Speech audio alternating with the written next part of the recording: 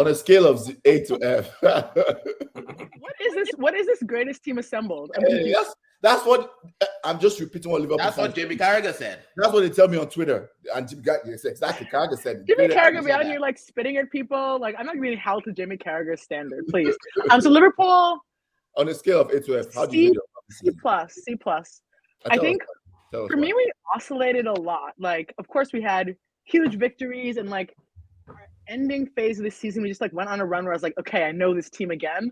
But so much of the season was also an F, so I think a C plus is like generally middle ground. Like, I think after some of our shocking performances, we're pretty lucky to be in Europa, and it's still a gigantic step down given our last like 5 or 6 years. So, I mean, literally the second the season ended, I was like, that's it. I'm not going to think about it ever again. And then you made me come do this podcast.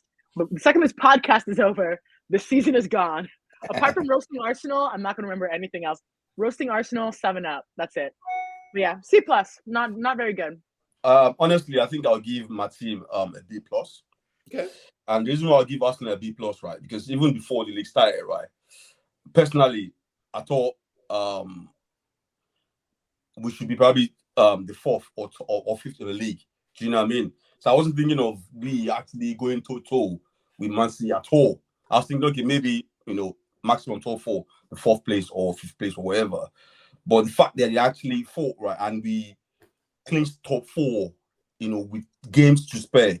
Yeah. Do you know what I mean? That's something we I haven't seen in a long time with Arsenal. Do you know what I mean? And the fact that we actually, played a lot of teams, right, that usually we draw points with them. I'm talking about Tottenham. Do you know what I mean? Away, we've not been them. We won home and away, 6 points. Crystal Palace same as well. Things like that, right? Yeah, you look at them, you're thinking, okay, Liverpool. I can't remember last time we went to Liverpool, right? I actually took the lead twice, bro. Yeah. You know what I mean? Like, I talked 2-0 up. Stuff like that. You look at them thinking, you know what? Yeah, I'll give them, personally, I mean, I've been an A. If Arsenal had won, maybe let's say the FA Cup or probably the Carabao Cup, then obviously it came second. Or the Europa League or something like that, right? Europa League as well, yeah, that one as well. But obviously, because we didn't win no trophy, I think I'll give Arsenal B plus, honestly, personally. For me, funny enough, I agree with Linger's initial. I think A minus is fair, and I'll say this: I know people I trust now, but that's trolling, man. We are here for banter. Absolutely, trolling and analysis and talk from analytical mind. I think that Arsenal team, based on resources they had, pushed City that close. And I think what we always try to forget is the way they did it. Arsenal played very well. They did. Yeah.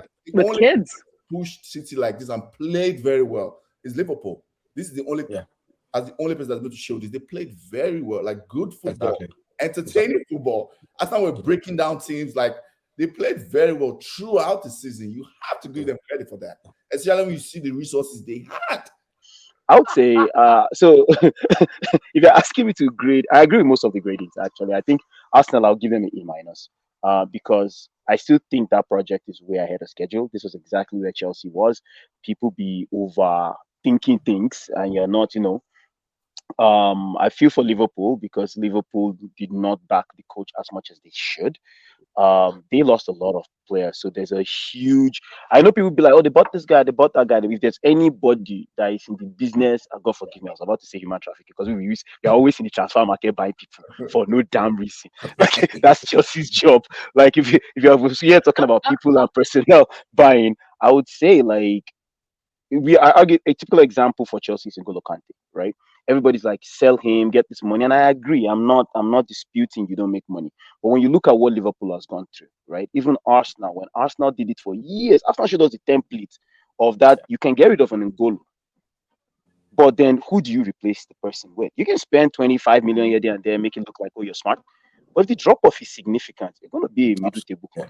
Chelsea's NA, I guess. What is Chelsea's grade? Chelsea, we know they rate team. We said the child is in probation. You're talking about rating. Okay, sorry. When I was in high school, see me, yeah. See me. When I was in high school, our grading system was like A, B, C, D, E, and then U. And U. Exactly. No one knows about you. Yeah, U was ungraded. It means you performed so poorly it is a waste of the teacher's effort to even assign you a grade. Even grade you, yep. Yeah. So Chelsea for Nigeria, I gave United a passing grade, and I gave United a C. This is why. I know Ayo, you're, yes, but this is why. Coming into this season, we had targets. Our target was to make top 4 in the league, right? Not to win it, but to make top 4. That was accomplished. Also, because we're United, your target has to be to win the FA Cup. That was not accomplished. Target was to win the Carabao Cup. That was accomplished. Your target was to win the Europa League. That was not accomplished. And to develop a playing style.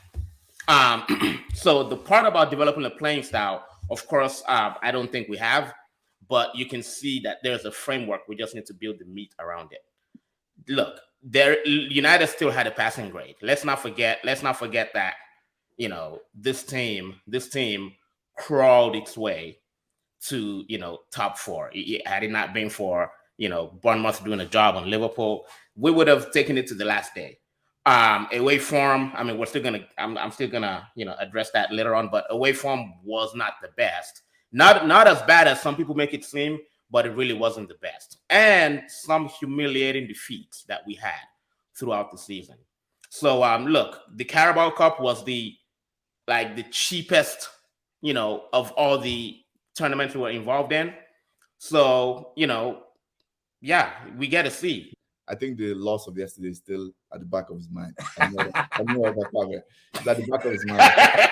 And because we know City are going to it's too sore, isn't it? Don't get trouble. So this is why I disagree. United went from 57 points to 75 points. 57. That's a 70-point jump in one season. Right? I'm going to tell you all the things that we had to navigate. People forget that this is the same season that Cristiano Ronaldo. I know. We'll get Jacuzzi Gate. I'll never forget. If it was a different manager, bro, Ten Hag could have been fired. Like if Ten Hag didn't manage that process very well. I was going to address all that in the next. I know. He didn't manage that process well, and the only way he can manage that process, he was getting results. Absolutely. If he was not playing well, Ten Hag would have been thrown under the bus. Absolutely. Just like Ragnick was thrown under the bus last season under the same person. Because of Cristiano. So but remember, the grade is for the club, not the manager. No, I'm saying So it's a part of everything. He had to navigate all of this in that same season. The last point I want to bring up is 20 BBC sports analysts, right? I remember this. I remember the prediction. Only 2 put United in top 4. Only 2 people, based on how the season started, right? We lost our first 2 games. And immediately the man realized that, okay, I want Frankie. Frankie's unachievable. He had to pivot and get Casemiro, who was available, and immediately have to change and adjust his style. This is not how Ten Hag wants to play. I hope everybody knows that. But he's just playing to the strength of what he has. He has to play counter-attacking football, sit back, and how to make the game close and tight, and score first and keep it tight. So he had to navigate all of these things. I think a B- is fair. Well, we're already at 123. Man, Eedris is gonna be mad because she's the one who edits these videos. So 5 players you want out of your club. Now, this is regardless of what transfers come in, regardless of what players you bring in. 5 players you need out of your club tonight. Me right quick, everybody. No, let me go. I say everybody. The rest of you continue. Lingerr, go ahead. I'll be quick. This is why I'm not the good Liverpool fan to have on this though, because I'm like the emotionally involved with everyone God. one. Where's Bola? So Bola? what I would have said exactly. Hold on, like these people are idiots. No, but what I would have said is Oxen, Nemi, and Arthur. So like 3 of them are gone. I think wasn't Arthur already leaving? Yeah, well, I want him out. Okay. I think the one person when I was looking at our squad earlier in preparation for this, I'd probably get rid of Adrian, but he's harmless enough and almost never plays. So like, and then when I look at our actual squad, like the only people who I don't think add that much value are literally like kids who don't play much. So when I look at our team, like there are more people I'd bench. Like Matip should be on the bench a lot more, and he is now that we have Konate. Gomez should be on the bench a lot more, and he is. But I don't know if I'd definitely say that like their time with Liverpool is over and they're no longer needed. Okay, all right, makes sense. Everybody needs to go. Like we need manager to build a new team. I told you. You said everybody. Everybody, man. Everybody gotta go. Really? Bro, The manager needs to come and build a new team. Reece James, Ben Chilwell. The guys always injured. The guys are always injured, and when they get injured, we get beat. So we have a problem. Okay. Our best players are injury prone. What do you do with them? Kante, Reece James, Chilwell. Damn, okay, all right. Well, that was quick. Samuel. Yeah, mine is just pretty straightforward anyway. I want Rob Holding gone. Kieran Tierney, I want him gone as well. Injury prone, bro. He can't even stay fit, man. He can't play 90 minutes for Arsenal. I want Lukonga. I want him gone as well. Oh, Awilo. Yeah, man. He's Awilo Lukonga. Crap, man. He's crap, man. And also I want what's his name? We call him T-Bag, right? Vieira, Fabio Vieira. Vieira. Oh, yeah, because I feel like T-Bag from Prison Break. Yeah, that's what I call him, T-Bag. He looks like T-Bag.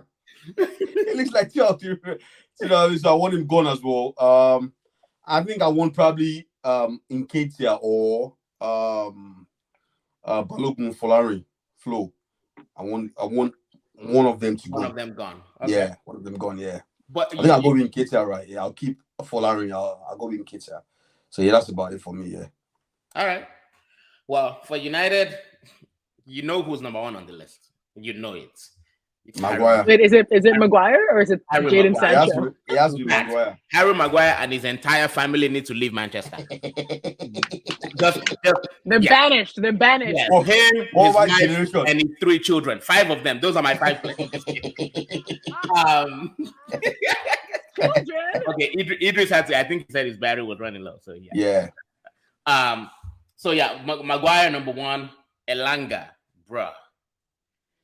I've never seen somebody with so much pace, but with so little tech. This guy has this. Everything bounces off this guy. He's a horrible footballer. This guy should have been training with Usain Bolt, not playing football. That's what he should have been doing. But it was good last season for you guys, man. No, he wasn't. Oh, really? No, he wasn't. He was just a body. It was just something like when you just need to complete the set. When you need to complete 11 people. That's what Elanga was. So Harry Maguire, Elanga, David De Gea, he needs to go. Donny van de Beek and Brandon Williams. Those five need to go. David De Gea because I've had enough. I think I've had enough of him. I think it's time for him to go. Yeah, I think it's time for him to go. Like he is. I used to defend him a lot just because he's a good shot stopper and stuff. But he has cost us so much this season. And look, it's okay for keepers to make mistakes. Keepers make mistakes. Yeah, he makes mistakes when he matters most. Exactly. Yeah. Make a mistake when we're 3-0 up against Bournemouth. Fine, make a mistake then. Don't make a mistake in Seville, right? Yeah. When we're on the brink of being eliminated from the Europa League. Don't do that. Don't make a mistake in an FA Cup final